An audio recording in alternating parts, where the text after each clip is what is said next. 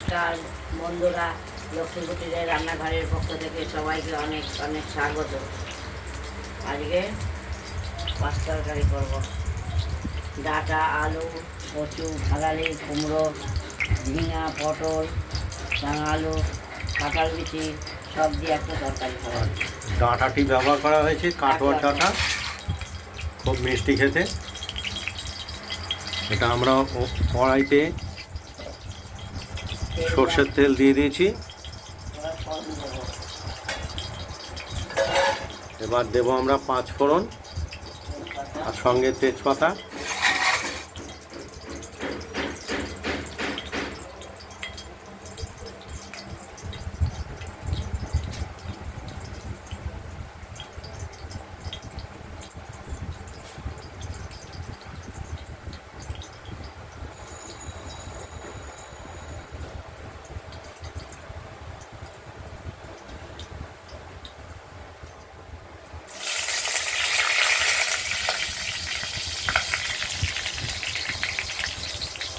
তেজপাতাটি দেওয়া হলো, 5 ফোড়ন দেবো।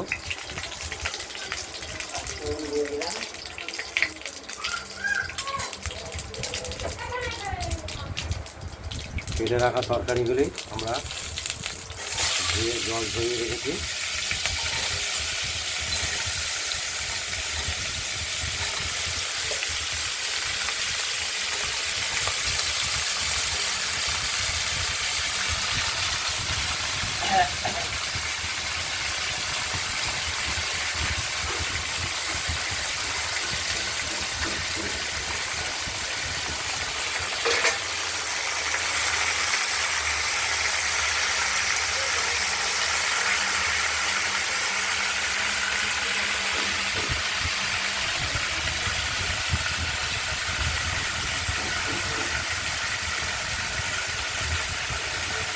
স্বাদ মতো লবণ বা নুন দিয়ে নিলাম। আর এর মধ্যে লঙ্কা, কাঁচা লঙ্কা চিড়ে দেওয়া হয়েছে। এবার দেবো আমরা পরিমাণ মতো হলুদ,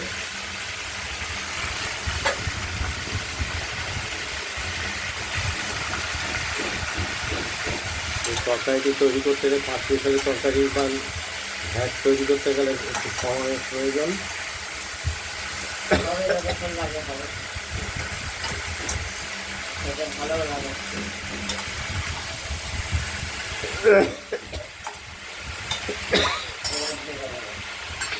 এবার আমরা ঢাকনা দিয়ে দেবো। কতটা জল বেরোয় সেটাও দেখে নিতে হবে। আমরা ঢাকনাটি খুলে আরেকবার নাড়াচাড়া করে দিলাম তরকারিটি। আবার ঢেকে দেবো।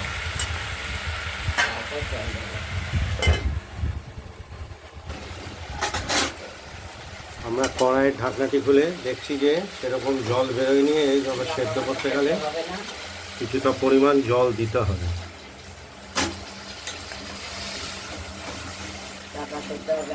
সমস্ত রকম তরকারি এর মধ্যে দেওয়া হয়েছে।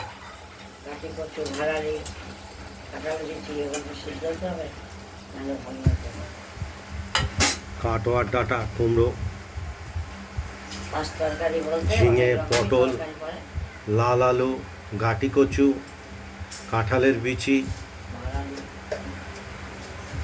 ভাড়ালি, পরিমাণ মতো আমরা চিনি দিয়ে দিলাম, স্বাদ মতো।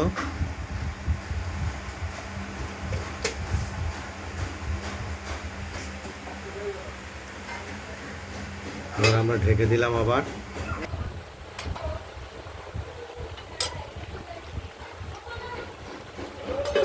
ঢাকা দিয়ে দিলাম। আবার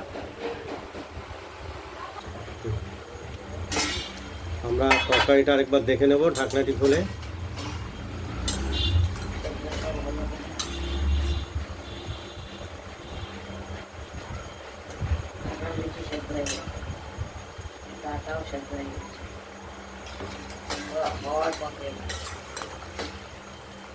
সবই প্রায় শেষ হয়েছে। এই যে ডাটাও শেষ হয়ে গেছে। এই ডাটা তো সরু সেদ্ধ করে।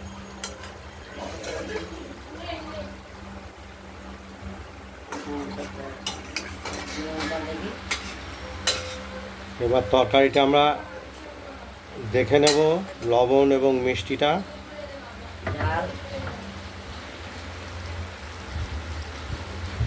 সব ঠিক আছে, এবার জল কিছুটা। সব ঠিকঠাক আছে। এবার নাড়বো চাড়বো আর হয়ে যাবে। নাড়াচাড়া দিতে একটু ভাঙা ভাঙা না হলে ভালো লাগবে। ছোট ছোট দাগে আগে সেদ্ধ হয়। কচুও সেদ্ধ দিয়ে রান্না আলু চাল সেদ্ধ করবো।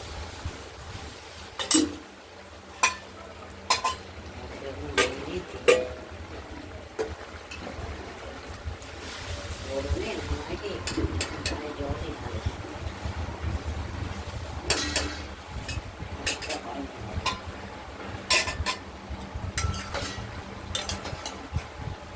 কতগুলো সুন্দর করেছে।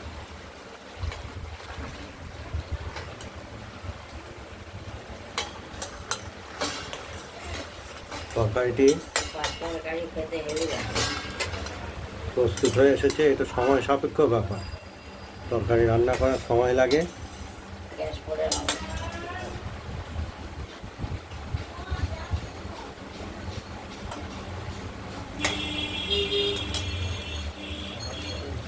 আর কিছুটা সময় লাগবে।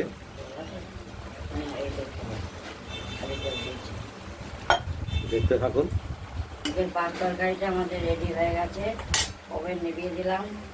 এই ভিডিওটা যদি ভালো লাগে লাইক করবেন, কমেন্ট করবেন, আর রান্নাবান্নাটা যদি ভালো লাগে সাবস্ক্রাইব করবেন।